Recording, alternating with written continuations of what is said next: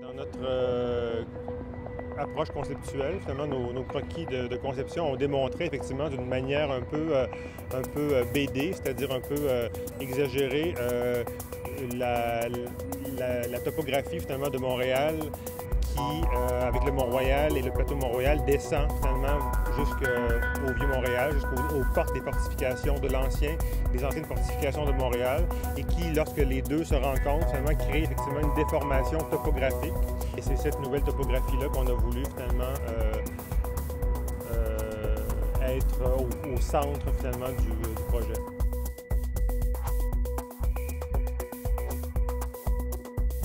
Rémi Morancy, architecte et urbaniste de Québec.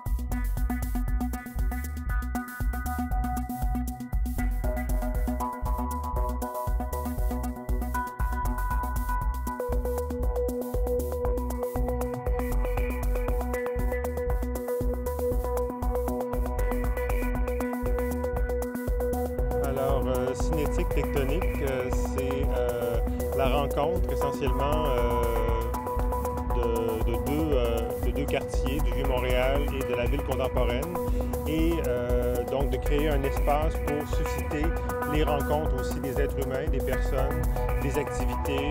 Donc le projet se situant au cœur finalement des quartiers culturels, administratifs, économiques et commerciaux.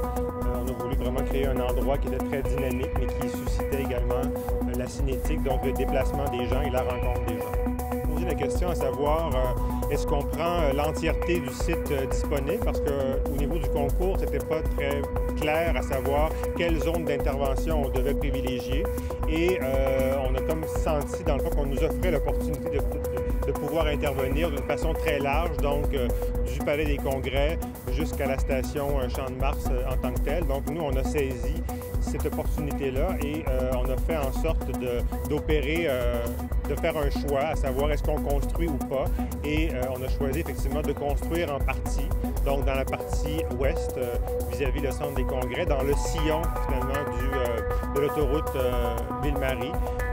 On s'est dit que c'était important peut-être de venir compléter les infrastructures publiques et également de dégager un espace suffisant pour pouvoir rendre un nouvel endroit à Montréal, pour pouvoir approprier un nouveau lieu, créer des rassemblements, créer un événement avec le lieu, avec l'espace public. À partir de la partie des traces des anciennes fortifications et du glacis, donc les ouvrages militaires qui ceinturaient le Vieux-Montréal, on a fait une réponse à ça, donc c'est la partie effectivement parc, et de ce glacis-là s'élève finalement un bâtiment, donc émerge du sol un bâtiment qui permet finalement qu'on gravite le bâtiment, qu'on puisse effectivement cheminer sur la toiture verte du bâtiment et aboutir à un lieu pour pouvoir effectivement observer je dirais, le point de vue exceptionnel de la rencontre des deux mondes, donc du Vieux-Montréal et du Montréal contemporain, et de bénéficier d'une vue, je pense,